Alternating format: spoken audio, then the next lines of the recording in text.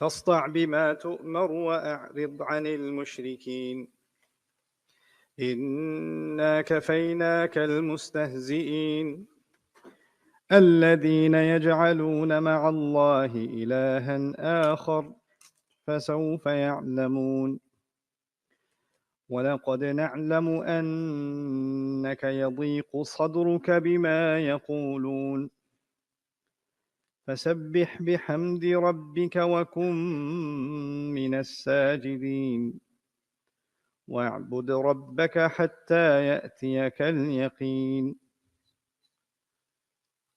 رب اشرح لي صدري ويسر لي أمري واحلل عقدة من لساني يفقه قولي فالحمد لله والصلاة والسلام على رسول الله وعلى آله وصحبه أجمعين أما بعد everyone السلام عليكم ورحمة الله تعالى وبركاته আপনাদের সাথে আজ কি বিষয়ে আলোচনা করব তা নিয়ে আমাকে বেশ ভাবতে হয়েছে। আমাকে বলা হয়েছিল যে এটা তরুণদের নিয়ে আয়োজিত একটা অনুষ্ঠান, তো দেখাই যাচ্ছে যে মনের দিক থেকে তরুণ অনেক মানুষ এখানে রয়েছেন।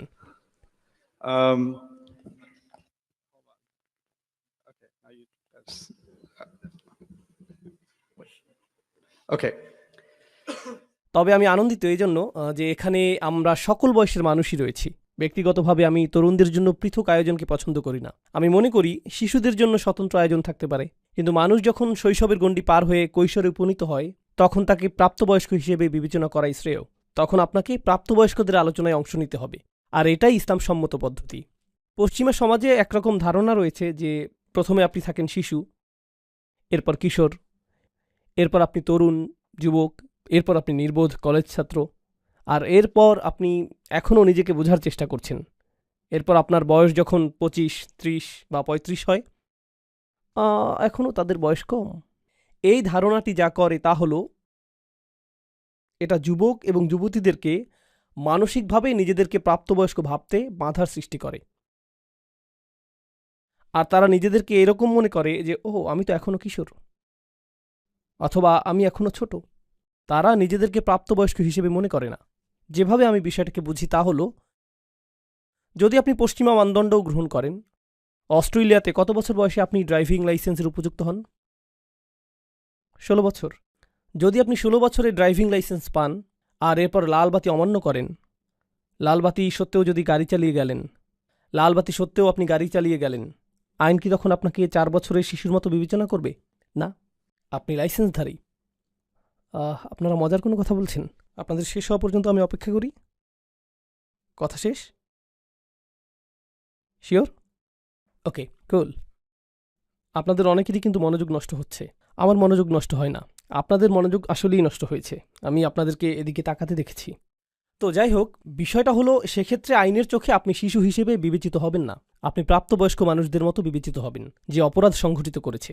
আমাদের দৃষ্টিতে যে এখন একজন কিশোর, সে যদি কোথাও গিয়ে কিছু চুরি করে আর তাকে বিচারকের সামনে উপস্থিত করা হয়, অপরাধটি সেই সংঘটিত করেছে এই হিসেবেই সে আদালতে বিবেচিত হবে। আর যেটা আরও বেশি গুরুত্বপূর্ণ তা হলো, যদি কোনো তরুণ মৃত্যুবরণ করে আর যখন সে আল্লাহর আদালতে উপস্থিত হবে, এটা এরকম না যে কিয়ামতের দিবসে তরুণ যুবকদের জন্য আলাদা বিচার বিভাগ থাকবে, যেখানে তারা প্রাপ্তবয়স্কদের তুলনায় ভিন্ন হিসেবে বিবেচিত হবে। যখন আপনি বয়সন্ধির বয়সে পৌঁছান আর যখন আপনি শারীরিক এবং মানসিকভাবে সুগঠিত হয়ে প্রাপ্তবয়স্ক হয়ে ওঠেন, তখন আল্লাহর আদালতে এবং প্রকৃতপক্ষে বেশিরভাগ সমাজেই, এমনকি পশ্চিমা সমাজের আইন অনুযায়ীও, আপনি একজন প্রাপ্তবয়স্ক। কিন্তু কোনো অজানা কারণে আমরা তাদেরকে প্রাপ্তবয়স্ক হিসেবে বিবেচনা করি না। কোনো অজানা কারণে আমরা আমাদের তরুণদেরকে প্রাপ্তবয়স্ক হিসেবে বিবেচনা করতে অস্বীকৃতি জানাই। কিন্তু আমি সেরকমটা মনে করি না। আমি তাদেরকে শিশু হিসেবে বিবেচনা করি না, আমি তাদের সাথে প্রাপ্তবয়স্কদের মতোই কথা বলি। তাই আমি আনন্দিত যে আমাদের এই আসরে, যেখানে আজকে তরুণদের নিয়ে আলোচনা হওয়ার কথা ছিল, এখানে দাদার বয়সী এবং নাতির বয়সী মানুষ পাশাপাশি বসে আছে। আর এতে সমস্যার কিছুই নেই, এভাবেই এটা হওয়ার কথা ছিল। ঠিক আছে, এখন আমি আমাদের বিষয়বস্তুতে ফিরে আসতে চাই এবং কিছু ভাবনা আপনাদের সাথে শেয়ার করতে চাই। আমার সেই ভাবনাটি হলো একটি সূরা নিয়ে, যা কিছুদিন আগে আমি অধ্যয়ন করেছিলাম, সূরাতুল ওয়াকিয়া। আল্লাহ সূরা ওয়াকিয়াতে বিচার দিবসের দৃশ্যপট বর্ণনা করেছেন। কোরআনের বেশিরভাগ স্থানে যখন বিচার দিবসের বর্ণনা দেয়া হয়েছে, সেখানে এমন মানুষের বিবরণ এসেছে যারা জান্নাতে যাবে এবং এমন মানুষের বিবরণ এসেছে যারা জাহান্নামে যাবে। দুইটি শ্রেণী, তাই না? কিছু মানুষ জাহান্নামে যাবে, আগুনে পুড়বে, কিছু মানুষ জান্নাতে যাবে। পরিষ্কার সরল শ্রেণীবিন্যাস। তো সূরা ওয়াকিয়া যে কারণে কৌতূহল জাগ্রতকারী তা হল 2 শ্রেণীর পরিবর্তে এখানে আল্লাহ আমাদেরকে 3টি শ্রেণীর কথা বলেছেন। তিনি বলেছেন আসহাবুল মাইমানাতি মা আসহাবুল মাইমানা, ডান পাশের মানুষেরা। এরা সেই সকল মানুষ যাদেরকে ডান হাতে আমলনামা প্রদান করা হবে, আর এর ফলশ্রুতিতে তারা জান্নাতের পথে অগ্রসর হবেন, যেটা সূরা তাহরিমে এভাবে বর্ণিত হয়েছে, রব্বানা আতমিম লানা নূরানা, হে আমাদের প্রভু, আমাদের আলোকে পরিপূর্ণ করে দিন, আমাদেরকে জান্নাতের সুদীর্ঘ পথ পাড়ি দেওয়ার সামর্থ্য প্রদান করুন। কিন্তু যেহেতু আপনার আমলনামা ডান হাতে রয়েছে, তাই আপনার ডান দিক থেকে আলো প্রতীয়মান হচ্ছে, সেই আলোর আভা আপনার বুক থেকেও ঠিকরে বেরুচ্ছে। ইয়াসআ নূরুহুম বাইনা আইদিহিম ওয়া বিআইমানিহিম, আর তারা জান্নাতের দিকে বেহেশতের সদর দরজা অভিমুখে হেঁটে যাচ্ছে। তারা হবেন ডান দিকের মানুষ। আর এরপর রয়েছে বাম দিকের মানুষ, আসহাবু শিমালি মা আসহাবু শিমাল, এরা হলো বাম দিকের মানুষ। এটুকু বোধগম্য। কিন্তু এছাড়াও আল্লাহ অস্বাভাবিকভাবে তৃতীয় একটি শ্রেণী যোগ করে বললেন, ওয়াসাবিকুন আসসাবিকুন, প্রথম সারির মানুষেরা। প্রথম সারির মানুষেরা, প্রথম এবং প্রধান, ভিআইপি সেকশন। আমি চাই যে আপনারা বিষয়টা কল্পনা করুন। বিশাল সংখ্যক মানুষ রয়েছে ডান দিকে, বিশাল সংখ্যক মানুষ রয়েছে বাম দিকে, আর তারপর কিছু সংখ্যক মানুষ রয়েছে যারা একেবারে সামনে অবস্থান করছে। এখানে পেলাম ডান অংশ, বাম অংশ এবং সামনের অংশ। আর সামনের অংশকে আল্লাহর নিকটে আনা হয়েছে, উলাইকাল মুকাররাবুন, তারা আল্লাহর নৈকট্য লাভ করেছে, তাদেরকে অনুপম এই স্থান প্রদান করা হয়েছে, এমনকি বিচার দিবসেও। তো কোন বিষয়টি এই মানুষগুলোকে বিশেষ মানুষে পরিণত করল, আর কিভাবে তারা ডান দিকের মানুষদের থেকে আলাদা? অনেক মানুষ যারা এই আয়াতটির ব্যাখ্যা করেন তারা চিন্তা করেন মুহাজিরদের কথা, যারা রাসূল সাল্লাল্লাহু আলাইহি সাল্লামের মক্কায় অবস্থানকালে তার আহ্বানে সাড়া দিয়েছিলেন। প্রথম দিকের ইসলাম গ্রহণকারী ব্যক্তিগণ, যেমন আবু বকর সিদ্দিক রাদিয়াল্লাহু তাআলা আনহু, আলী রাদিয়াল্লাহু তাআলা আনহু, প্রথম দিকের মুসলিমগণ, তারাই প্রথম ইসলাম গ্রহণ করেছিলেন। আর আয়াতেও প্রথম সারির মানুষদের কথা বলছে। এর মাধ্যমে অবশ্যই প্রাথমিক যুগের মুসলিমদেরকেই বোঝাচ্ছে। একটু পরে আমরা এই বিষয়ে বিস্তারিত আলোচনা করব। এখানে আরেকটা বিষয় রয়েছে। এই মতামতটি সম্পূর্ণ সত্য না হওয়ার কারণ হল, আল্লাহ সূরা তওবাতে একটি বিষয়ের উল্লেখ করেছেন, আস-সাবিকুনাল আউয়ালুন মিনাল মুহাজিরিনা ওয়াল আনসার। তিনি বলেছেন, অন্য সকলের আগে যাদের অবস্থান তারা মুহাজিরদের অন্তর্ভুক্ত, যার অর্থ সেই মানুষেরা যারা মক্কায় ইসলাম গ্রহণ করেছেন। কিন্তু তিনি এখানে আনসারদের কথাও বলেছেন, যারা সাহায্যকারী হিসেবে মদিনাতে ছিলেন, আর মদিনার মানুষদের অবদান এসেছে বেশ পরে। তো এখন আমরা শিখলাম যে সাবিকুন শব্দটি এমন মানুষদেরকে বোঝাচ্ছে না যারা আগে ইসলাম গ্রহণ করেছেন, কারণ এটা সেই মানুষদের অন্তর্ভুক্ত করেছে যারা এসেছে আগে, এবং এটা সেই মানুষদেরও অন্তর্ভুক্ত করেছে যারা এসেছে পরে। তাহলে সাবিকুন বলতে আসলে কি বোঝায়, সেটাই আজকে আমরা কিছুটা বোঝার চেষ্টা করব। একটু আগে ইমাম সাহেব চমৎকারভাবে সূরা হিজরের শেষের কিছু আয়াত পাঠ করেছেন। আমরা সাবিকুনের এই ধারণাটিকে সূরা হিজরের শেষের অংশের সাথে সম্পর্কযুক্ত করব, সূরা ওয়াকিয়ার ছোট একটি অংশ এবং সূরা হিজরের কয়েকটি অংশ। তাহলেই আজকে আমার কাজ শেষ। এরপর আমি কিছু খেতে যেতে পারবো। ওকে, তো এখন আমি আপনাদের সাথে যা শেয়ার করব তা হলো একটি উদাহরণ। গত বছর আমার বেশ কয়েকটি মুসলিম দেশে এবং অমুসলিম দেশের বেশ কয়েকটি মুসলিম সম্প্রদায়ে ভ্রমণ করার সুযোগ হয়েছে। আর আমি সেখানে কিছু বিষয় লক্ষ্য করেছি। এটা আপনার পরিবার এবং সমাজের জন্য সত্য হতে পারে, আবার নাও হতে পারে। ব্যাপক সংখ্যক মুসলিম পরিবারে যা ঘটে যাচ্ছে তা হলো, আমরা আমাদের পুত্রদেরকে লালন পালন করছি নির্দিষ্ট কিছু প্রত্যাশা নিয়ে, আমরা আমাদের কন্যাদেরকে লালন পালন করছি নির্দিষ্ট কিছু প্রত্যাশা নিয়ে। তো আমি আপনাদের একটি উদাহরণ দিচ্ছি। পাকিস্তানে আমি যা লক্ষ্য করেছি সে বিষয়ে। আমি পাকিস্তানি বংশোদ্ভূত, তাই কিছু সময়ের জন্য সেখানে বেড়াতে গিয়েছিলাম। আমরা আমাদের কন্যাদেরকে মেডিকেল কলেজে ভর্তি করার জন্য জোর দিয়ে থাকি। তো পাকিস্তানে অনেক অনেক মেয়ে, লাখ লাখ মেয়ে ডাক্তার হয়ে বের হয়। কিন্তু এটা এজন্য না যে তারা আসলেই ডাক্তার হবে। যখন তারা ডাক্তারি ডিগ্রি লাভ করে, এটা তাদেরকে বেশ যোগ্য বিয়ের পাত্রী হিসেবে তৈরি করে। তো পাকিস্তানে লাখ লাখ তরুণ নারী ডাক্তার হয় এজন্য না যে তাদের মা বাবা তাদেরকে ডাক্তারি করাতে চায়, অথবা হাসপাতালে কাজ করাতে চায়, অথবা গ্রামে প্রসূতিদের সন্তান জন্মদানে চিকিৎসা সহায়তা প্রদান করাতে চায়। যেহেতু গ্রামে চিকিৎসা সেবা অপ্রতুল, কারণটা তা নয়। মূল কারণ হলো মেয়েটির জন্য ভালো প্রস্তাব আসবে, কারণ সে একজন ডাক্তার, তাই না? কেন আপনি ডাক্তার হতে চান? কারণ আমার মা বাবা চান যে আমি ডাক্তার হই, আর আমার বড় বোন ডাক্তার হয়েছে এবং তার জন্য ভালো প্রস্তাব এসেছিল, এজন্যই আমি এটা করছি। ইনশাআল্লাহ আমিও আমার বড় বোনের মতো সফলতা পাব। এই মেয়েরা তাদের বড় বোনদের দেখে নিজেদেরকে তুলনা করছে এবং বলছে যে এটাই সফলতার মানদণ্ড, এটাই আমি অর্জন করতে চাই। আমি যদি এটা অর্জন করতে পারি তাহলে জীবনে কিছু একটা অর্জন করা হবে। তরুণ যুবকদেরকে উৎসাহিত করা হয় ইঞ্জিনিয়ার, ডাক্তার অথবা এই ধরনের কিছু হওয়ার জন্য, কারণ তাহলে তারা ভালো চাকরি পাবে। আর যখন তারা ভালো চাকরি পাবে তারা সম্মানিত হবে। মানুষ বলবে, মাশাআল্লাহ, আমার ছেলে একজন ডাক্তার, একজন ইঞ্জিনিয়ার, আমার ছেলে এটা, আমার ছেলে সেটা। তো এটা একটা অহংকারের বিষয়ে পরিণত হয়।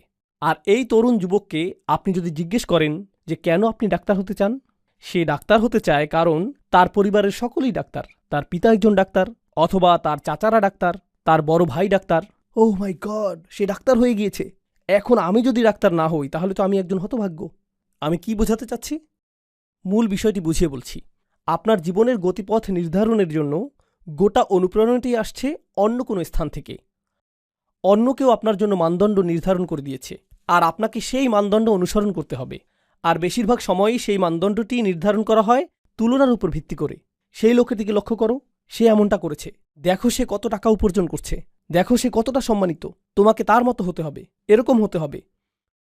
তো আমরা মূলত লক্ষ কোটি মানুষের মিলিত অনুসরণপ্রিয় একটি জাতি। এটা শুধুমাত্র ধর্মের দিক দিয়েই না, আমাদের ধর্মে আমরা কিছু বিষয় অনুসরণ করি। আমরা নামাজে একই পদ্ধতি অনুসরণ করি, আমরা হজ এবং রোজার ক্ষেত্রে একই সময়সীমা অনুসরণ করি। শুধুমাত্র ধর্মের ক্ষেত্রেই না, বরং আমাদের ক্যারিয়ারে, আমাদের চিন্তা পদ্ধতিতে, জীবনের অগ্রাধিকার নির্ধারণে, জীবনের অগ্রাধিকারগুলো আগে থেকে ঠিক করে দেয়া হয়েছে। আর প্রজন্মের পর প্রজন্ম আমরা শুধু পুরাতন সেই অগ্রাধিকার অনুসারেই জীবন পরিচালিত করে যাচ্ছি। আমি যেখানেই গিয়েছি এই ব্যাপারটা লক্ষ্য করেছি। এখন আমি এটাকে তুলনা করতে চাই এমন কিছুর সাথে যা আমি মার্কিন যুক্তরাষ্ট্রে দেখেছি, এবং পৃথিবীর অন্য আরও কিছু সমৃদ্ধ দেশেও আমি এটা লক্ষ্য করেছি। জানেন মার্কিন যুক্তরাষ্ট্রে কী ঘটে? জানেন কি ঘটে?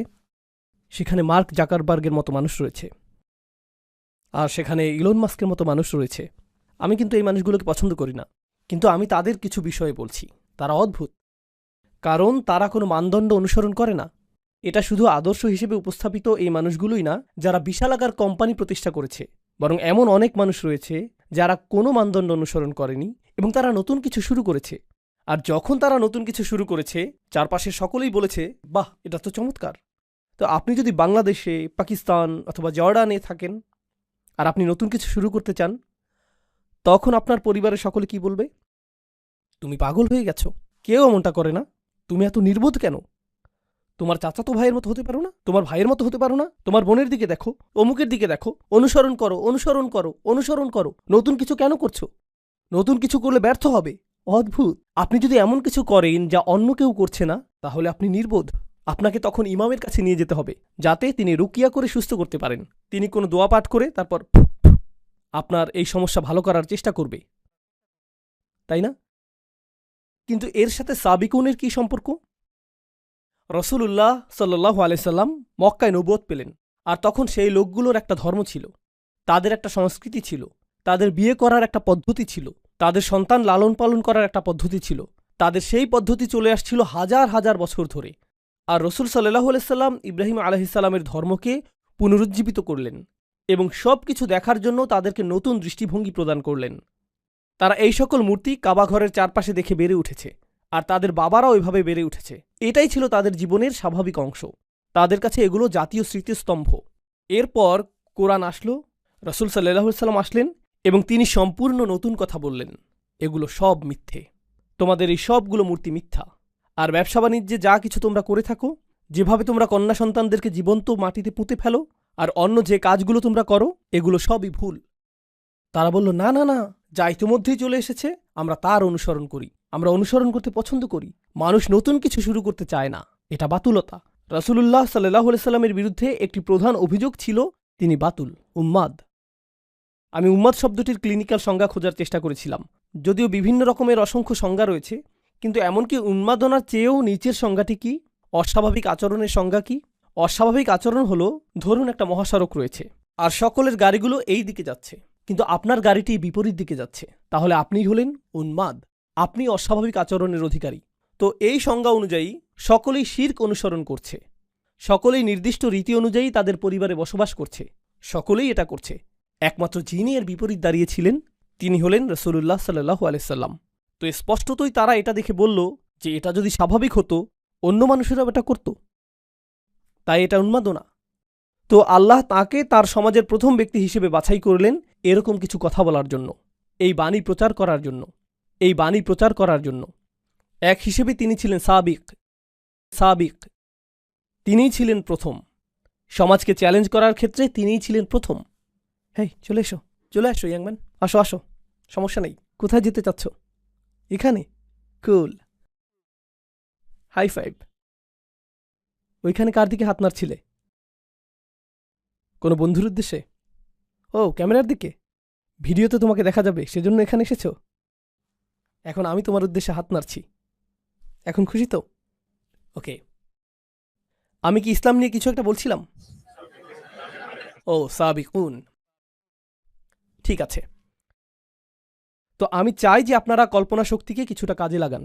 আমি চাই আপনি কল্পনা করুন যে আপনি রসুল সাল্লাল্লাহু আলাইহি সাল্লামের সময়ে বসবাস করছেন, আর আপনি মক্কার সাধারণ একটি পরিবারে বসবাস করছেন। আপনি একই ধর্ম পালন করেন, আপনি সেই একই চর্চা করেন, তাদের সব কিছুই পালন করেন। হঠাৎ আপনি শুনলেন যে এই ব্যক্তিটি নবী হওয়ার দাবি করছে, আর তার বার্তাটি হল সকল মূর্তি পূজা ত্যাগ করো, ব্যবসায়ে অসদুপায় অবলম্বন করো না, এতিমদের সাথে ভালো আচরণ করো। আপনি এতিমদের সাথে এক ধরনের আচরণ করে অভ্যস্ত।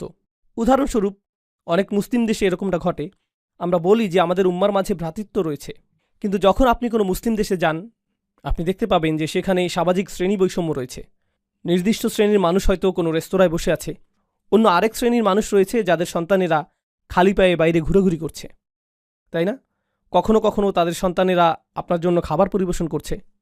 আপনি আপনার বাচ্চার সাথে কথা বলেন এভাবে, হেই, তুমি কি একটু খাবার খাবে? একটু খাবার খাও।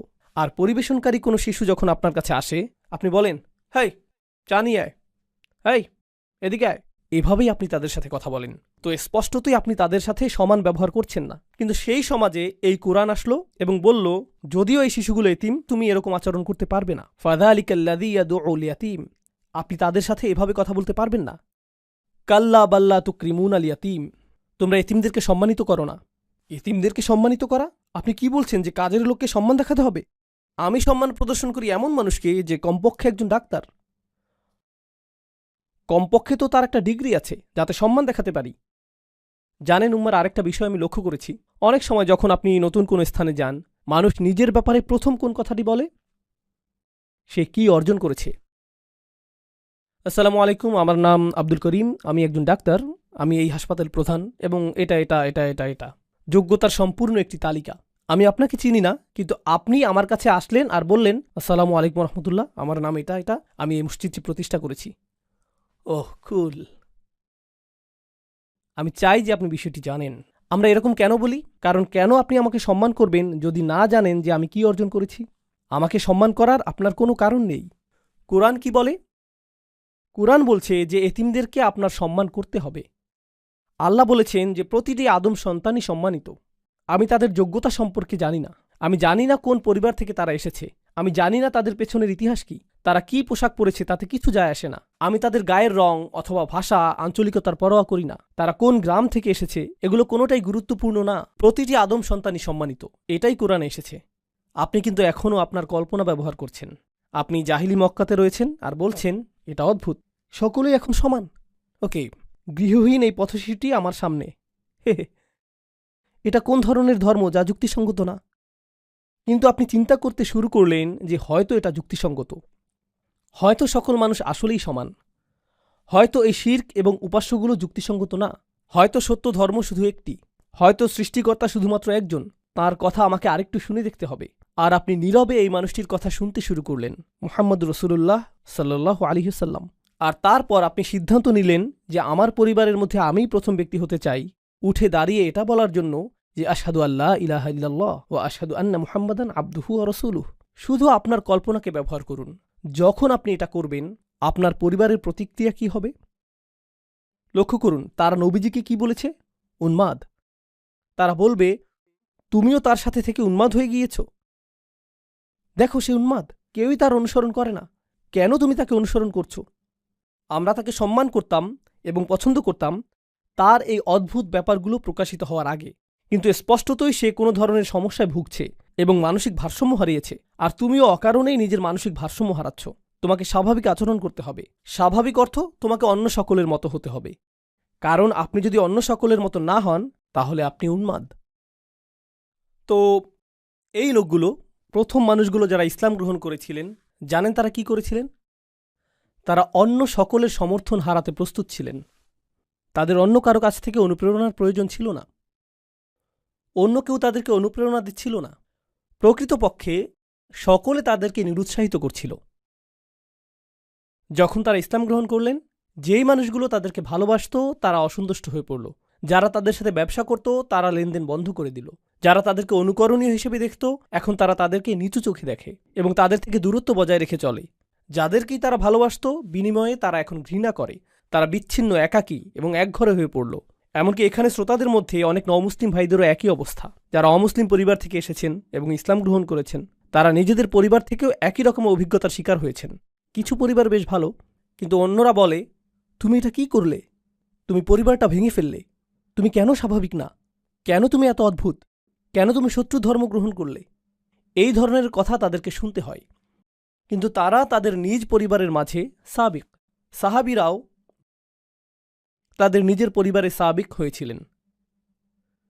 কোরআন আমাদেরকে সেই মানুষদের গুণাবলী সম্পর্কে শিক্ষা দিয়েছে যারা গোটা পৃথিবীকে পরিবর্তন করে দিয়েছিলেন। কারণ আমরা গর্ব সহকারে বলতে পারি যে এই কোরআন 23 বছর ধরে নাজিল হয়েছে এবং এটা গোটা পৃথিবীকে পরিবর্তিত করে দিয়েছে। পৃথিবীকে পরিবর্তন করতে চাইলে পৃথিবীর অনুসরণ করলে চলবে না, আপনাকে নতুন কিছু করতে হবে, না হলে এটা সম্ভব না। অন্য সকলে যা করছে তা আপনাকে চ্যালেঞ্জ করতে হবে। কোনো পরোয়া করবেন না, আপনাকে এটা করতেই হবে। আপনাকে উঠে দাঁড়াতে হবে এবং এটা করতে হবে। আপনি কোনো প্রথার অনুসরণ করবেন না, বরং আপনাকে প্রথা ভঙ্গ করতে হবে। আপনি নিজের মূলনীতি অনুসরণ করে চলবেন। আপনি সাবিক হয়ে উঠবেন। আর সাবিকদের সাথে কি ঘটে? সেই মানুষগুলো যখন শুরু করে, সকলে তাদেরকে কি বলে? উন্মাদ। সকলে তাদেরকে প্রত্যাখ্যান করে। সকলে তাদের সন্তানদেরকে এদের ব্যাপারে সতর্ক করে, এই মানুষগুলোর অনুসরণ করো না। তারা এমন কিছু করে যা অন্য কেউ করে না। এরা অদ্ভুত, এরা আজব। আর সাবিকুনরা যখন এই সকল সমালোচনা, এই সকল আক্রমণ, প্রতিনিয়ত নিরুৎসাহিত করা মন্তব্য এবং বর্জনের শিকার হয়, তারা নিজেদের অনুপ্রেরণাকে প্রভাবিত হতে দেয় না। তারা নিজেদের অনুপ্রেরণাকে প্রভাবিত হতে দেয় না। তারা এতে প্রভাবিত হয় না, বরং তারা সামনে অগ্রসর হতে থাকে। আর আল্লাহ এ ধরনের মানুষদের ক্ষেত্রে কি করেন? তিনি তাদেরকে পরীক্ষা করতে চান যে তারা কি আসলেই সাবিক হতে চায় নাকি অনুসারী হতে চায়। আর এক পর্যায়ে তারা সফল হন। অবশেষে আল্লাহ তাদেরকে বিজয় প্রদান করেন। আর যখন আল্লাহ তাদেরকে বিজয় দান করেন, জানেন কি ঘটে? অন্য মানুষরা তখন তাদেরকে অনুসরণ করে। এটাই আল্লাহর নির্ধারিত নিয়ম। এটা শুধুমাত্র রাসূল সাল্লাল্লাহু আলাইহি ওয়াসাল্লামের সিরাতেই ঘটেনি, বরং এটা পৃথিবীতে সব সময়ই ঘটেছে। এটাই আল্লাহর নির্ধারিত নিয়ম। অদ্ভুত ধারণার অধিকারী এমন মানুষ রয়েছে। উদাহরণস্বরূপ কেউ বলতে পারে যে আমি মিনি কাপকেক উৎপাদন করব। এটা শুনতে অদ্ভুত মনে হয়, কেউ তো এটা কিনবে না। আর তারপর তারা নিজেদের গ্যারেজে এই স্টুপিড কোম্পানি শুরু করে। আর তারপর এটা সর্ববৃহৎ কাপকেক কোম্পানিতে পরিণত হয়। এটা বিশাল আকার ধারণ করে। এরপর সকলে তাদেরকে অনুসরণ করতে চায় এবং তাদের ধারণার পুনরাবৃত্তি করতে চায়। কেন? কারণ তারা নতুন কিছু শুরু করেছে। কেউ ঝুঁকি নিতে আগ্রহী না, কারণ কেউ নিশ্চিত না যে এটা কাজ করবে কিনা। সম্ভবত এটা ব্যর্থ হবে। যখন এটা সফল হয় তখন আমরা তা অনুসরণ করতে প্রস্তুত। আজকের দিনে পৃথিবীর যে সকল জাতি সবচেয়ে শক্তিধর, যে সকল জাতি অর্থনৈতিক দিক থেকে সবচেয়ে শক্তিশালী, সাংস্কৃতিকভাবে শক্তিশালী, কৌশলগতভাবে শক্তিশালী, সামরিকভাবে শক্তিশালী, তাদের সকলের মধ্যে অভিন্ন একটা জিনিস আপনি পাবেন। তারা উদ্ভাবনকারী জাতি। তারা গবেষণা এবং উন্নয়নের জাতি। তারা প্রচুর নতুন জিনিস আবিষ্কার করে। তারা বিজ্ঞানের জগতে সর্বদাই সাবিক। তারা চিকিৎসা বিজ্ঞানে বিভিন্ন শাখা নিয়ে গবেষণায় সাবিক। আপনি কাফেরদেরকে অভিশাপ দিতে পারেন, তাদের প্রতি রাগান্বিত হতে পারেন, কিন্তু আপনার মায়ের যদি কোনো অপারেশনের প্রয়োজন হয়, সামর্থ্য থাকলে আপনি পশ্চিমা দেশগুলোর সেরা হাসপাতালটিতেই যাবেন, কারণ সেসব ক্ষেত্রে তারা সাবেকুন। অন্য কোথাও না গিয়ে আপনি সেখানেই যাবেন। আপনি তাদেরকে ঘৃণা করেন, তাদের বিরুদ্ধে এটা সেটা বলেন, কিন্তু তাদের বানানো মোবাইলটাই আপনি কিনেন। কোনো মুসলিম দেশে প্রস্তুত মোবাইল না। যেমন আমরা যদি মুসলিম ফোন নাম দিয়ে কোনো মোবাইল বানাই, মানুষ এটা তেমন কিনবে না। যখন গাড়ি কেনার প্রয়োজন হয়, আপনি আব্দুল করিমের একক উদ্যোগে নির্মিত গাড়ি কিনেন না। কেন নয়? কারণ সেই লোকগুলো গাড়ি প্রস্তুতে সাবেকুন হয়ে গিয়েছে, তারা মাইক্রোচিপ প্রযুক্তিতে সাবেক হয়ে গিয়েছে, তারা চিকিৎসা বিজ্ঞানের গবেষণায় সাবেক হয়ে গিয়েছে, তাই না? আর যখন তারা সাবেক হয়ে গেল, গোটা পৃথিবী তাদের উপর নির্ভর করতে শুরু করলো। কিন্তু মূল বিষয় হলো, কোন জিনিসটা তাদেরকে এত শক্তিশালী করেছে? এটা কি তাদের প্রাকৃতিক সম্পদ? এটা কি জ্বালানি তেল? এটা কি প্রাকৃতিক গ্যাস, খনিজ সম্পদ? এটা কি প্লুটোনিয়াম? না, এটা চিন্তা শক্তি। বিশ্বের পরাশক্তিগুলো তাদের সমাজে এমন সংস্কৃতি সৃষ্টি করেছে যেখানে তারা বলে, আমরা চাই তুমি পর্যবেক্ষণ চালাও, আমরা চাই যে তুমি নতুন নতুন বিষয়ে চেষ্টা করো। যদি তুমি অকৃতকার্য হও, আবারও চেষ্টা করতে থাকো যতক্ষণ পর্যন্ত সফল না হও, আর আমরা এজন্য তোমাকে অর্থায়ন করব। এটাকেই তারা বলে রিসার্চ অ্যান্ড ডেভেলপমেন্ট। এটাই তারা করে। আর ধারণাটি এতটাই শক্তিশালী যে জ্ঞানী মুসলিমরা সারা পৃথিবী থেকেই, পাকিস্তান, বাংলাদেশ, সিরিয়া, সৌদি আরব, সারা পৃথিবী থেকেই যখন তারা কোনো বিষয়ে প্রকৃত গবেষণা করতে চায় এবং তারা সামনে অগ্রসর হতে চায়, তখন তারা কোথায় যায়? তারা আমেরিকায় যায়, ইংল্যান্ডে যায়, সুইডেনে যায়, ডেনমার্কে যায়, তারা অস্ট্রেলিয়ায় যায়, তারা এই বিশ্ববিদ্যালয়গুলোতে যায়। কারণ এই বিশ্ববিদ্যালয়গুলো এমন বিষয় বুঝতে পেরেছে যা উত্তরাধিকার হিসেবে আল্লাহ আমাদেরকে দিয়েছিলেন। আমাদেরকে সকল বিষয়ে সাবেকুন হতে হবে, আমাদেরকে সকল বিষয়ে সকলের থেকে এগিয়ে যেতে হবে। ধর্মের দিক থেকে আমরা এগিয়ে আছি, কিন্তু বিজ্ঞানের ক্ষেত্রে, ব্যবসার ক্ষেত্রে, সমাজ বিনির্মাণের ক্ষেত্রে আমরা পিছিয়ে আছি। অন্য জাতির দিকে ইশারা করে এটা বলা খুবই সহজ যে এই লোকগুলো অনেক শক্তিধর। কখনো কি অধ্যয়ন করেছেন যে কিভাবে তারা এই শক্তি অর্জন করল? ও না, শয়তান তাদের সাথে রয়েছে, দাজ্জাল তাদেরকে সাহায্য করছে। এটাই আপনার জবাব। এজন্যই আপনারা অগ্রসর হতে পারছেন না, এজন্যই আপনাদের কথা কেউ শুনে না। কারণ আপনারা মৌলিক কিছু বিষয় বুঝতে পারছেন না যা আল্লাহ প্রদত্ত নিয়মের অংশ। এটা আল্লাহ প্রদত্ত নিয়ম। এটা আল্লাহ প্রদত্ত নিয়ম যে যারা চেষ্টা করবে এবং যারা সাবেকুন হবে তারাই সফলতা পাবে, আর অন্য সকলেই তাদের অনুসরণ করবে, অন্য সকলেই তাদের মতো হতে চাইবে। জ্ঞানের যে কোনো শাখা নিয়ে চিন্তা করুন, যে কোনো শাখা। আপনারা জানেন গল্প লেখার জন্য একটা নির্দিষ্ট ধরন রয়েছে এবং ইংরেজি সাহিত্যের একটি মানদণ্ড রয়েছে যে কিভাবে গল্প লিখতে হবে। কেউ এসে সম্পূর্ণ ভিন্ন ধরনের গল্প লিখল, যেখানে শেষের অংশটা শুরুতে লেখা হলো। সে পুরো গল্পটির ধারাবাহিকতাকে উল্টোভাবে উপস্থাপন করল, আর হঠাৎ করে তা সর্বাধিক বিকৃত বইয়ে পরিণত হল। এখন হাজার হাজার বই এই ধারণাটি ব্যবহার করছে, কারণ এটা নতুন কিছু, এটা অভিনব এবং সৃজনশীল একটা বিষয়। কেন আমি আপনাদেরকে এত কথা বলছি? কারণ আমি চাই যে কিছু বিষয় আপনারা মাথা থেকে ঝেড়ে ফেলে দিন, অন্যের কপি করা বন্ধ করে দিন, সৃজনশীল হন, নিজে থেকে চিন্তা করুন। অনেক মুসলিম তরুণ বলে, ইসলামের জন্য আমি কি করতে পারি? আমি ইনফ্লুয়েন্সার হতে চাই। আসলেই আপনি ইনফ্লুয়েন্সার হতে চান? আপনি নিজেই তো ইনফ্লুয়েন্সের মধ্যে রয়েছেন। নিজেকে জিজ্ঞেস করুন কেন আপনি ইনফ্লুয়েন্সার হতে চান।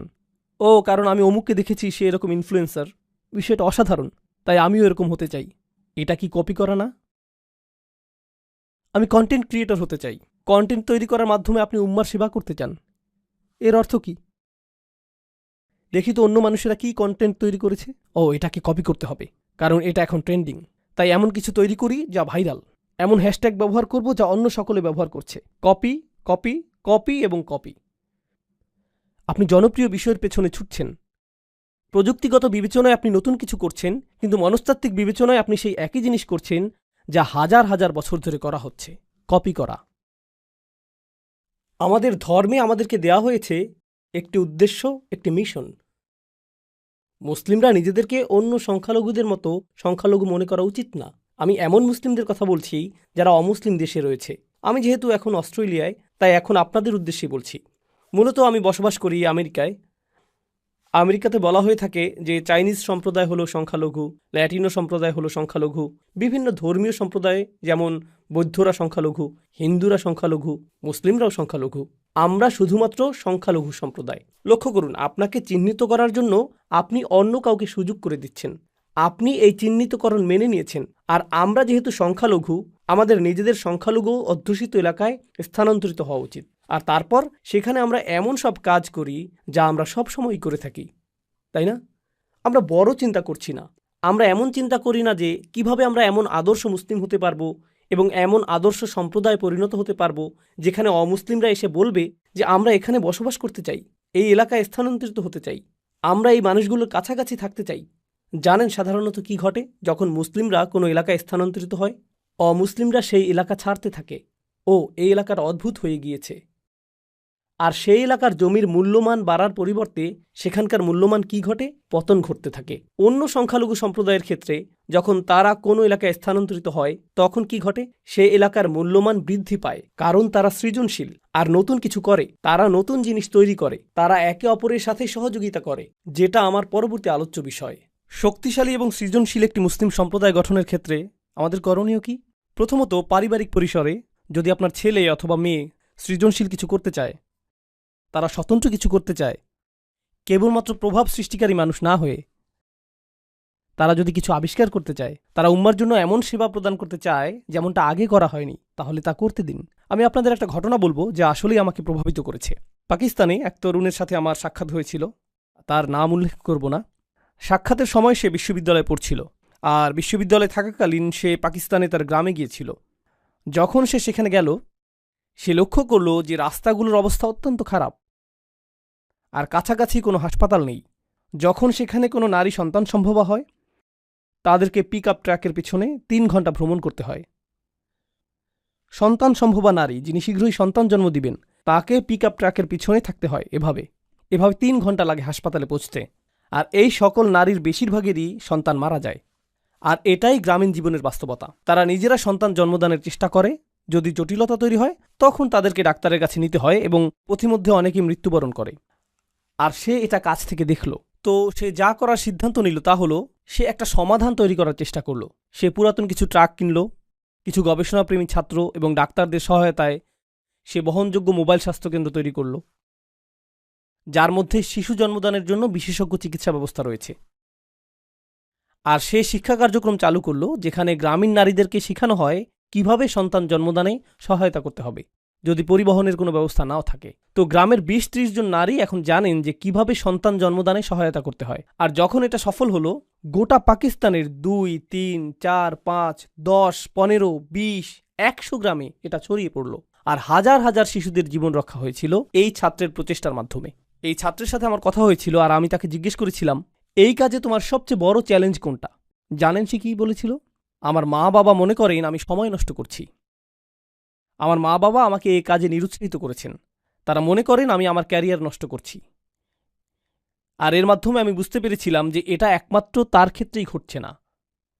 এই উম্মার মাঝে আমাদের কিছু প্রতিভাবান ছেলেমেয়ে রয়েছে যারা একটা সমস্যাকে দেখে এবং তাদের সৃজনশীল চিন্তা, আকাঙ্ক্ষা এবং অভিপ্রায় দ্বারা সমস্যাটিকে সমাধানের চেষ্টা করে। তাদের সেই যোগ্যতা রয়েছে। জানেন কে তাদের পথে প্রায় বাধা হয়ে দাঁড়ায়? শুধুমাত্র তাদের বাবা মাই না, বরং গোটা সংস্কৃতিই বলে, না না না না, তুমি এটা করো না, তুমি অন্য সকলকে কপি করো, সাবেক হওয়ার প্রয়োজন নেই, নতুন কিছু করো, অভিনব কিছু করবে না, নতুন কোনো সমাধান খুঁজবে না, নতুন কোনো সমাধান খুঁজবে না, এটা যেরকম আছে সেরকমই থাকবে, এভাবেই থাকতে দাও। কারণ আমরা বরং জিনিসগুলো যেভাবে আছে সেভাবেই রেখে দিব, আর তারপর গভীর রাতে একত্রিত হয়ে চা পার্টি করব আর আলোচনা করব যে সরকার কতটা দুর্নীতিগ্রস্ত, কেন কেন কিছু পরিবর্তিত হবে না এবং কেন পরিস্থিতি এতটা খারাপ। এটাই আমাদের পদ্ধতি।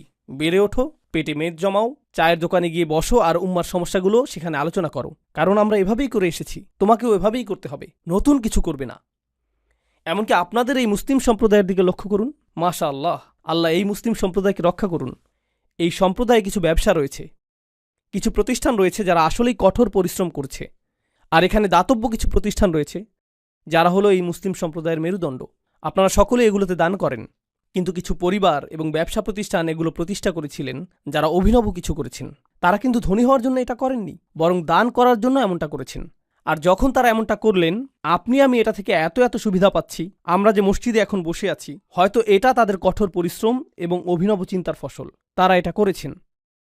আর আমরা চিন্তা করি, না না না, আরে ভাই, আপনি মানুষকে দুনিয়ার পিছনে ছুটতে বলছেন। এই ধর্মটির মূল বিষয় হলো আখিরাত, কেন আপনি দুনিয়া নিয়ে কথা বলছেন? এর জবাব আমি দিচ্ছি। প্রথম বিষয় আমি বলবো, আপনার একটু কোরআন পাঠ করা উচিত। আর দ্বিতীয় বিষয় বলবো, আপনার রসুলুল্লাহ সাল্লাল্লাহু আলাইহি সাল্লামের সিরাতও একটু পাঠ করা উচিত। জানেন রসুল সাল্লাল্লাহু আলাইহি সাল্লামের সিরাতের সবচেয়ে গুরুত্বপূর্ণ ঘটনাগুলোর একটি হলো হিজরত। রাসূল সাল্লাল্লাহু আলাইহি সাল্লাম হিজরত করেছিলেন। হিজরত কিভাবে ঘটেছিল বলে আপনি মনে করেন? এর অর্থায়ন কে করেছিল? কে সহায়তা করেছিল? বাহনের জন্য কে খরচ করেছিল? কে নিশ্চিত করেছিল যে রাস্তাটি হবে নিরাপদ এবং গোপন? এর জন্য কি অর্থের প্রয়োজন না? যখন রাসূল সাল্লাল্লাহু আলাইহি সাল্লাম সর্বপ্রথম তার দাওয়াতি কাজ শুরু করলেন, কে এর সহায়তা করেছিল? এমনকি কিভাবে তার দৈনিক আহারের ব্যবস্থা হতো, সেটা কোথা থেকে আসত? সেটা কি সরাসরি আকাশ থেকে নেমে আসত? খাদিজা রাদিয়াল্লাহু তাআলা আনহা সহায়তা, আবু তালিবের সহায়তা, আবু বকর সিদ্দিকের সহায়তা, এগুলো কি অর্থনৈতিক এবং ব্যবসায়িক সহায়তা না? আর ব্যবসায় সফল হতে হলে আপনাকে কি সৃজনশীল হতে হবে না? আমরা লাখ লাখ মুসলিম তরুণকে একটা চাকরি পাওয়ার শিক্ষা দিই, যাতে তারা সৃজনশীল মানুষদের জন্য কাজ করতে পারে। নিজে সৃজনশীল হওয়ার প্রয়োজন নেই। ডাক্তার হও, অ্যাকাউন্টেন্ট হও, ইঞ্জিনিয়ার হও, ইঞ্জিনিয়ারিং প্রতিষ্ঠানের জন্য কাজ করো, তাদেরকে অর্থশালী করো, তাদের ব্যবসাকে বড় করো। আল্লাহ আমাদের নিজেদের ক্ষমতায়নের কথা বলেছেন, মৈত্রী সম্পর্ক তৈরির কথা বলেছেন। মৈত্রী সম্পর্ক অর্থনীতি এবং ব্যবসা বাণিজ্যের মাধ্যমে সৃষ্টি হয়। কোরআনের মনোরম একটা বিষয় হল, আল্লাহ বলেছেন, ওয়াল্লাযীনা কাফারু বা'দুহুম আউলিয়াউ বা'দ। কাফিররা একে অপরের মিত্র। আর ওয়াল মুমিনুনা ওয়াল মুমিনাত বা'দুহুম আউলিয়াউ বা'দ। মুমিন পুরুষ এবং নারীরা একে অপরের মিত্র। কিন্তু তিনি এই আয়াতটির শেষে বলেছেন, ইল্লাম তাফআলু তাকুন ফিতনাতুন ফিল আরদ। তোমরা যদি এটা না করো, তাহলে পৃথিবীতে ফিতনা সৃষ্টি হবে। যদি তোমরা মিত্র না হও, যদি তোমরা পরস্পর সহযোগিতা না করো, যদি তোমরা বৃহত্তর প্রতিষ্ঠান এবং সমন্বিত বিনিয়োগ সৃষ্টি না করো, তাহলে পৃথিবীতে বড় ধরনের ফিতনা সৃষ্টি হবে। আমাদেরকে এখন মসজিদ নির্মাণের বাইরেও আরও চিন্তা করতে হবে। আমাদেরকে দাতব্য প্রতিষ্ঠান নির্মাণের বাইরেও আরও চিন্তা করতে হবে। আমাদেরকে শক্তিশালী ব্যবসা প্রতিষ্ঠা করতে হবে, সর্বোত্তম বিশ্ববিদ্যালয়, সেরা সব প্রতিষ্ঠান। আমাদেরকে অনেক অনেক অনেক বড় চিন্তা শুরু করতে হবে এবং পরস্পরের মাঝে মৈত্রী নিয়ে নতুন করে চিন্তা করতে হবে। কিন্তু এটা করার জন্য আমাদের নিজেদের মাঝে তুলনা করা বন্ধ করতে হবে এবং একে অপরকে ধ্বংস করা বন্ধ করতে হবে। সংক্ষেপে আরও কিছু কথা বলবো এবং এরপর সূরা হিজরের শেষের দিকের আয়াতে যাব, যেরকম কথা আপনাদেরকে দিয়েছিলাম। সফল সমাজ ব্যবস্থার একটা বিষয় আমি লক্ষ্য করেছি, যা রাসূল সাল্লাল্লাহু আলাইহি সাল্লামের সিরাতে উপস্থিত ছিল, আর তা হলো ঈমানদারগণ একে অপরকে সহায়তা করা। যখন কেউ ব্যর্থ হয়েছে, তারা তাকে অনুপ্রেরণা দিয়েছিলেন। আর জানেন এখন আমাদের মাঝে কি ঘটে? যখন কেউ সফল হয়, আমরা তার সমালোচনা করি এবং সমালোচনা করা নিশ্চিত করি, যতক্ষণ পর্যন্ত না সে ব্যর্থ হয়। এরপর আমরা বাকি সকলে শান্তি অনুভব করি। সফল সমাজ ব্যবস্থা ব্যর্থ মানুষকে গ্রহণ করে এবং তাদেরকে বারবার চেষ্টা করার জন্য অনুপ্রাণিত করে, যতক্ষণ না তারা সফল হয়ে যায়। আর ব্যর্থ সমাজ ব্যবস্থা সফল ব্যক্তিদের পিছু নেয় এবং তাদেরকে সহ্য করতে পারে না, ফলে তাদেরকে নিচে নামিয়ে দিতে চায় পরস্পরের মাঝে মৈত্রী, শক্তি এবং সহায়তা সৃষ্টি করার পরিবর্তে। এ বিষয়ে প্রচুর চিন্তাশক্তি ব্যয় করতে হবে যে আধুনিক সময়ে এই আয়াতগুলো কী অর্থ বহন করছে। কিন্তু আপনাদের মধ্য থেকে যারা অভিনব কিছু করবেন, আমার উদাহরণের সেই তরুণ যুবকটির মতো যারা নতুন কিছু করবেন, যারা শুধুমাত্র প্রভাব সৃষ্টিকারী হবেন না, আপনাকে বাস্তব কিছু করতে হবে। আপনি বাস্তব সমস্যা সমাধান করতে চাইবেন। আপনাকে বলে রাখছি, উম্মার সকল সমস্যা আপনি একা সমাধান করতে পারবেন না। যখন মানুষ এসে প্রশ্ন করে, উস্তাদ, কিভাবে আমরা উম্মার সকল সমস্যা সমাধান করব? এই সমস্যা শেষ হবে যখন আপনি এরকম নির্বুদ্ধিতাসুলভ প্রশ্ন করা বন্ধ করবেন, যখন আপনি বস্তুনিষ্ঠ প্রশ্ন করা শুরু করবেন। এখানে আমি একটা সমস্যা দেখছি, আমি এটা সমাধান করতে পারবো, কিন্তু এটা সব সমস্যার সমাধান করবে না। আমাদের সংখ্যা তো কয়েকশো কোটি। আমাদের প্রত্যেকেই যদি একটি করে ছোট সমস্যা সমাধান করি, কল্পনা করতে পারেন আমরা কি ধরনের উম্মায় পরিণত হব? যদি আমাদের কিছু অংশ চিকিৎসা সমস্যা সমাধান করি, আর আমাদের কিছু অংশ সামাজিক সমস্যা সমাধান করি, আর আমাদের কিছু অংশ শিক্ষা সমস্যা সমাধান করি, আমাদের কিছু অংশ রাজনৈতিক সমস্যা সমাধান করি, দেখতে পাচ্ছেন কিভাবে এটা একত্রে জমা হচ্ছে? সকল সাহাবী কি একই কাজ করেছেন, নাকি তাদের প্রত্যেকেই ভিন্ন ভিন্ন সম্ভাবনাকে কাজে লাগিয়েছেন? তাদের প্রত্যেকেই অবদান রেখেছেন এবং সাহাবীকে পরিণত হয়েছেন তাদের নিজস্ব পরিসরে, তাদের নিজস্ব প্রতিভায়। তারা সকলেই একরকম ছিলেন না। তাদের প্রতি রাসূল সাল্লাল্লাহু আলাইহি সাল্লামের প্রত্যাশাও একরকম ছিল না। তো এটা আপনার মাথায় গেঁথে দেওয়ার জন্য সৌভাগ্যবশত এই আয়াতটি একটু আগে আমরা নামাজে শুনেছি। এখানে রাসূল সাল্লাল্লাহু আলাইহি সাল্লামকে একটি নির্দেশ দেওয়া হয়েছে, আর যখন তাকে কোনো নির্দেশ দেওয়া হয়, আমরা এটাকে সুন্নাহ হিসেবে গ্রহণ করি। তাকে বলা হয়েছে আর তার মাধ্যমে আমাদেরকেও বলা হয়েছে। তিনি বলছেন, ফাসদা বিমা তুমারু ওয়া আ'রিদ আনিল মুশরিকিন। এই আয়াতটি আমার অনেক প্রিয়। আল্লাহ বলেছেন, খেয়াল করুন, সংকল্পবদ্ধ হন এবং সামনে এগিয়ে যান যা করতে আপনাকে নির্দেশ দেয়া হয়েছে, এবং মুশরিকদেরকে উপেক্ষা করুন। যারা পেছনে কথা বলে তাদেরকে উপেক্ষা করুন, সমালোচকদেরকে উপেক্ষা করুন, তাদের উপেক্ষা করুন যারা মনে করে যে আপনি শক্তিহীন, তাদের উপেক্ষা করুন যারা মনে করে যে আপনি তাদের জন্য হুমকি। উপেক্ষা করুন, উপেক্ষা করুন, উপেক্ষা করুন। আপনার একটি মিশন রয়েছে, আপনার মিশনের প্রতি মনোযোগী হন। আপনি এই কাজে নিয়োজিত। আরিদ আনিল মুশরিকিন, তাদের উপেক্ষা করুন, তাদেরকে আপনার পথে আসতে দিবেন না। আরবিতে সদ শব্দটি খুবই কৌতূহল উদ্দীপক। এটাতে কি বোঝায়? এটা দিয়ে বোঝায় ফাটল, কোনো পাথর অথবা মাটির রাস্তায় সৃষ্ট ফাটল। যদি আপনি একটি পাথরের মাঝে ফাটল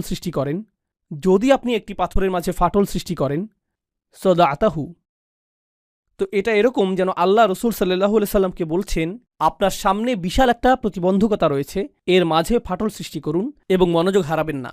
প্রতিবন্ধকতা রয়েছে, এটাকে ভেঙে ফেলুন, মনোযোগ ধরে রাখুন, বিভ্রান্ত হবেন না, মুশরিকদেরকে বিভ্রান্ত করার সুযোগ দিবেন না। ফাসদা বিমা তুমারু ওয়া আরিদ আনিল মুশরিকিন, আপনি যদি মনোযোগ সুসংহত রাখতে পারেন, অসাধারণ অনেক কাজ আপনি সম্পন্ন করতে পারবেন। কিন্তু জানেন আমাদের ক্ষেত্রে কি ঘটে? জানো তারা কি বলেছে? জানো তারা কি করেছে? তাদের বক্তব্য কি? সর্বদা আপনি এই বিষয়ে মনোযোগী, আর যখন আপনি তাদের কথার দিকে মনোযোগ দেন, তখন আপনার যেই কাজ করা উচিত তার প্রতি মনোযোগ দিতে পারেন না। আপনার মনোযোগ হারিয়ে যায়। আপনার তো স্বতন্ত্র মিশন রয়েছে, আপনার তো স্বতন্ত্র দায়িত্ব রয়েছে। ওয়া আরিদ আনিল মুশরিকিন, তারপর আল্লাহ রসুল সাল্লাল্লাহু আলাইহি সাল্লামকে বললেন, ইন্না কাফাইনাকাল মুস্তাহজিইন, আমি আপনার জন্য যথেষ্ট তাদের বিরুদ্ধে যারা আপনাকে বিদ্রূপ করে। সেই লোকগুলো যারা সমালোচনা করে, উপহাস করে, বিদ্রূপ করে এবং তুচ্ছতাচ্ছিল্য করে, তাদের ব্যবস্থা আমি করব। চিন্তা করবেন না। যখনই কেউ সাবিক হয়, যখনই কেউ অভিনব কিছু করে, সে উপহাসের শিকার হয়। কি করছো তুমি? কেউ এমনটা করে না, এটা নির্বুদ্ধিতা সুলভ, তুমি একটা নির্বোধ। এরকমটাই হয়ে থাকে।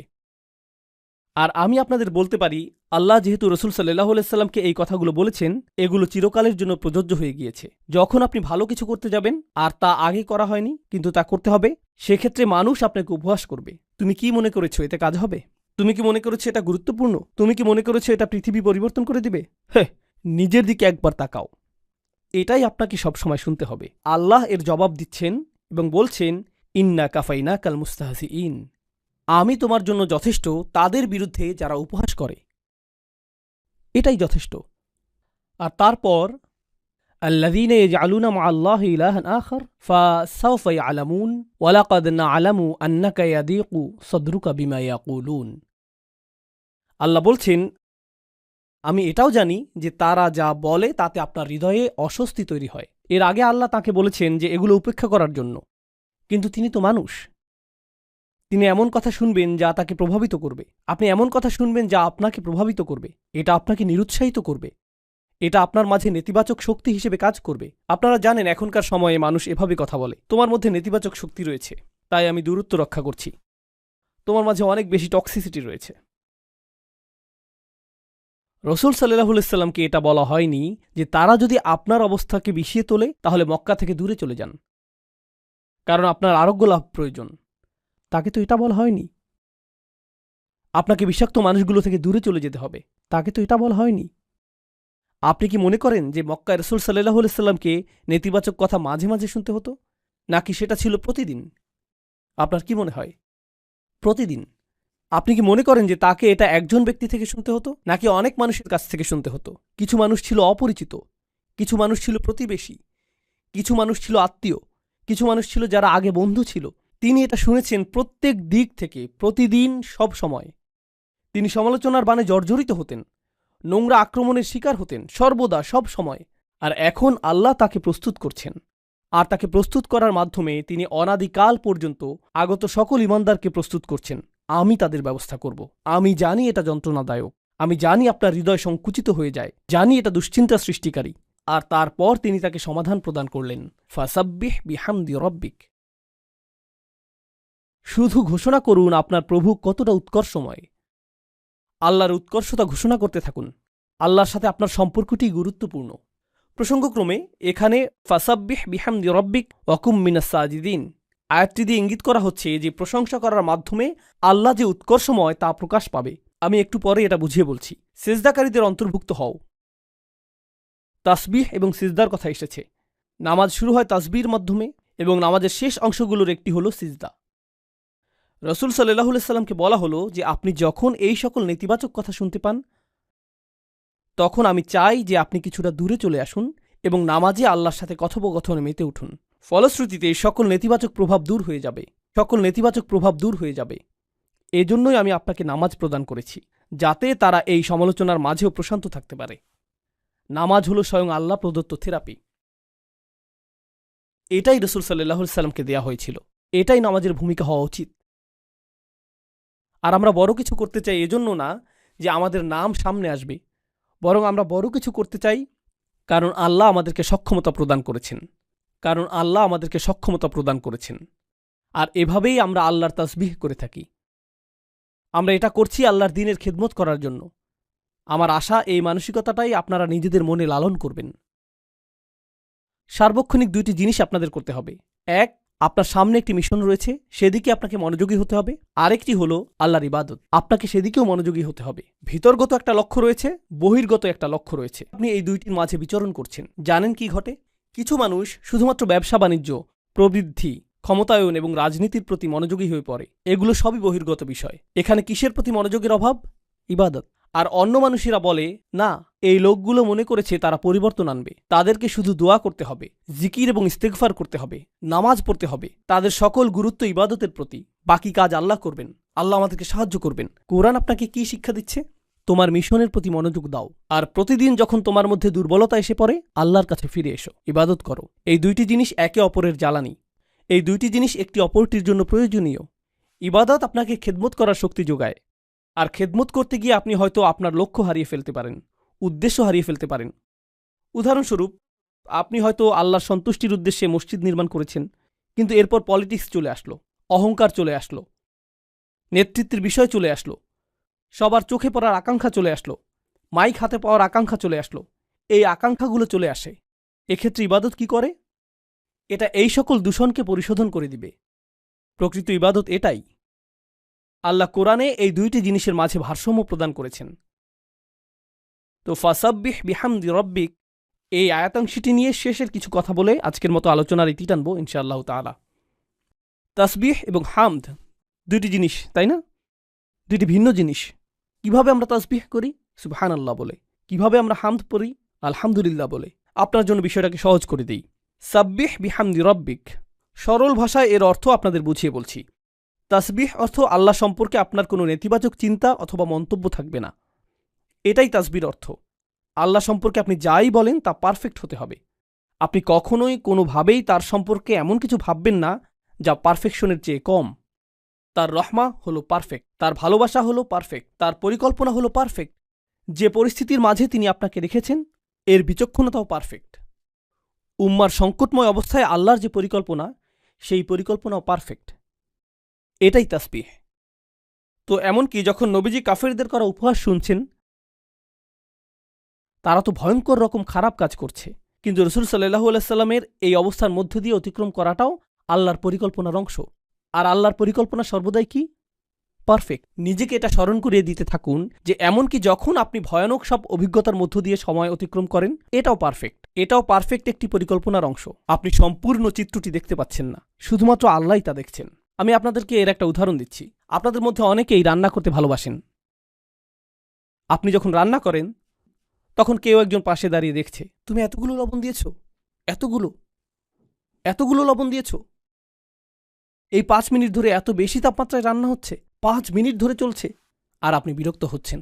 চুপ করবে তুমি? ওইখানে গিয়ে কিছু একটা করো, জানালার ধারে গিয়ে বাইরে তাকিয়ে থাকো, আমাকে রান্না করতে দাও। তুমি এটা বুঝবে না। ও, অবশেষে রান্নাটা কিন্তু মজাই হয়েছে। কেন এমনটা হলো? কারণ সম্পূর্ণ পরিকল্পনাটি সে জানে না, আপনি জানেন। কেউ একজন কোনো কিছু অঙ্কন করছে, সে চমৎকার কিছু অঙ্কন করছে, আর আপনি পাশে দাঁড়িয়ে থেকে বলছেন, ধূসর রংটা এখানে, এই স্থানটাতে, কি করছো তুমি? এভাবে তো কাজ করা যায় না, কারণ কেউ একজন পাশে থেকে নজরদারি করছে, তাই না? এখন কল্পনা করুন, আমরা উদ্বিগ্ন হয়ে পড়ি যখন আল্লাহর পরিকল্পনার একটি অংশ দেখি। আপনি পরিকল্পনার সামান্য একটা অংশ দেখেই বলছেন, কি সমস্যায় পড়ে গেলাম, কেন এমনটা ঘটছে?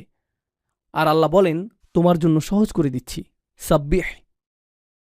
নিজেকে স্মরণ করিয়ে দাও যে পারফেকশনের অধিকারী হলেন আল্লাহ। আর এই চিত্রটির প্রতিটি ছোট অংশ বৃহত্তর একটি পরিকল্পনার অংশ, যা পারফেক্ট, যা আল্লাহ কর্তৃক নির্ধারিত। এটাই তাসবিহ। কিন্তু তিনি শুধু বলেননি যে সাব্বিহ রব্বাক, তিনি বলেছেন সাব্বিহ বিহামদি রব্বিক। তাই আমাদেরকে এখন জানতে হবে যে হামদ বলতে কি বোঝায়। তাসবিহ ছিল আল্লাহ সম্পর্কিত সবকিছুই পারফেক্ট। তার পরিকল্পনা পারফেক্ট, তার বিচক্ষণতা পারফেক্ট, তার ভালোবাসা পারফেক্ট, তার তত্ত্বাবধান পারফেক্ট, তার সাহায্য পারফেক্ট। কেউ কেউ জিজ্ঞেস করে আল্লাহর সাহায্য কেন আসছে না? আল্লাহর সাহায্য পারফেক্ট, এবং যখন এটা আসবে সেই সময়টাও পারফেক্ট। এটাই তাসবিহ। ঠিক আছে, আসুন এখন হামদ নিয়ে সংক্ষেপে জেনে নিই। হামদ অর্থ তিনি যাই করেন তা ভালো, তা প্রশংসনীয়, এবং আমাদের উচিত এর জন্য তাকে ধন্যবাদ জ্ঞাপন করা। আল্লাহ যাই করেন আলহামদুলিল্লাহ। তিনি শুধুমাত্র পারফেক্টই না, যার অর্থ আমরা তার সমালোচনা করি না, বরং এর চেয়েও উপরে গিয়ে আমরা তার প্রশংসা করি এবং তার কৃতজ্ঞতা জ্ঞাপন করি। আমরা তার প্রশংসা করি এবং তাকে ধন্যবাদ জ্ঞাপন করি। তো এভাবে আল্লাহ আমাদের মুসলিমদের গোটা মনস্তত্ত্বই উল্টে দিলেন। ওয়ালা তাহসাবান্নাল্লাযীনা কুতিলু ফী সাবিলিল্লাহি আমওয়াতান বাল আহইয়াউন ইনদা রাব্বিহিম ইয়ারযাকুন ফারিহিনা বিমা আতাহুমুল্লাহু মিন ফাদলিহি ওয়া ইস্তাবশিরুনা বিল্লাযীনা লাম ইয়ালহাকু বিহিম মিন খালফিহিম আল্লা খাউফুন আলাইহিম ওয়া লা হুম ইয়াহজানুন। আল্লাহ বলেছেন, যারা আল্লাহর পথে মৃত্যুবরণ করেছে কখনোই মনে করো না যে তারা মৃত, বরং তারা জীবিত। তারা আল্লাহর পক্ষ থেকে রিজিক প্রাপ্ত, আর তারা হবে প্রফুল্ল। আমরাই কান্না করে থাকি, তাদের অবস্থা কি? প্রফুল্ল। আপনি যদি এই বিষয়টা উপলব্ধি করেন, তখন আপনি যদি নিজের সামনে ভয়ঙ্করতম মৃত্যুও দেখেন, আপনি বলবেন এই মানুষগুলো হলেন আমাদের শহীদ। আর আমরা এজন্য আল্লাহর প্রশংসা করি, তিনি তাদেরকে নিয়ে গিয়েছেন। ওয়াইত্তাখিদ মিনকুম শুহাদা, তিনি আমাদের মধ্য থেকে কিছু মানুষকে নিয়ে যাবেন যাদের সাথে তিনি আগেই সাক্ষাৎ করতে চান, তিনি আগেই তাদেরকে নিজের সঙ্গ প্রদান করতে চান। এটাও প্রশংসার কারণে পরিণত হয়। এমনকি এটাও প্রশংসার কারণ, যদিও এটা অপরাধীদের অপরাধকে বৈধতা প্রদান করে না, কিন্তু এই মুহূর্তে এটা আল্লাহর সাথে আপনার সম্পর্কের বিষয়। এটা অন্য মানুষের সাথে সম্পর্কিত কোনো বিষয় নয়, এটা শুধু আপনি এবং আল্লাহ। সাব্বিহ বিহামদি রব্বিকা। আর আপনি এটা নিশ্চিত করবেন যখন আপনি উপলব্ধি করবেন যে আল্লাহ যাই করেন তা পারফেক্ট, আর আমি তার প্রশংসা করব এবং ধন্যবাদ জ্ঞাপন করব আমাকে এই সংকটের মধ্যে থাকার সুযোগ প্রদান করার জন্য। কারণ কিছু মানুষের ক্ষেত্রে তারা কখনও এরকম সংগ্রাম করার কথা চিন্তাও করেনি। যেহেতু আল্লাহ আমাকে এই সংগ্রামের জন্য বাছাই করেছেন, আমার উচিত এজন্য আল্লাহকে ধন্যবাদ জানানো। কারণ এমন অনেক মানুষ রয়েছে যারা আমার চেয়ে অনেক বেশি বিচক্ষণ, যারা কখনো এমনকি এই পদক্ষেপই নেয়নি, বরং তারা শয়তানের পদাঙ্ক অনুসরণ করেছে। আমি তো কমপক্ষে আল্লাহর পথে অগ্রসর হওয়ার চেষ্টা করেছি। তাই আমার সম্মানিত এবং কৃতজ্ঞ বোধ করা উচিত যে আল্লাহ এই পথে সংগ্রাম করার জন্য আমাকে বাছাই করেছেন। অতএব আমি তাঁর প্রশংসা করব। রাসূলুল্লাহ সাল্লাল্লাহু আলাইহি সাল্লাম বিদ্রূপের শিকার হয়েছিলেন, আর এখন তিনি আল্লাহর প্রশংসা করছেন সেই বিদ্রূপের শিকার হওয়ার জন্য, কারণ এই বিদ্রূপই তার মর্যাদাকে উন্নীত করেছে। এটা তার জিহাদের অন্তর্ভুক্ত। আল্লাহ এই সংগ্রামের জন্য তাকে বাছাই করেছেন। ফাসাব্বিহ বিহামদি রব্বিক। আর ওয়াকুম মিনাস সাজিদিন। কৃতজ্ঞতার চূড়ান্ত বহিঃপ্রকাশ হল সিজদায় অবনত হওয়া। আল্লাহর সম্মুখে বিনয়ের চূড়ান্ত বহিঃপ্রকাশ হল সিজদায় অবনত হওয়া। তাই সিজদায় লুটিয়ে পড়ুন। আর যখন আপনি আল্লাহর সাথে এই কথোপকথন শেষ করবেন, এরপর যখন আপনি তাদের বিদ্রূপাত্মক কথা শুনবেন, ততক্ষণে সেই তাসবিহ এবং হামদ আপনাকে এতটাই দূষণমুক্ত করেছে যে এটা আপনার কাছে আর আগের মতো যন্ত্রণাদায়ক মনে হচ্ছে না। দেখতে পাচ্ছেন? উপেক্ষা করতে শিখুন। আরিদ আনিল মুশরিকিন।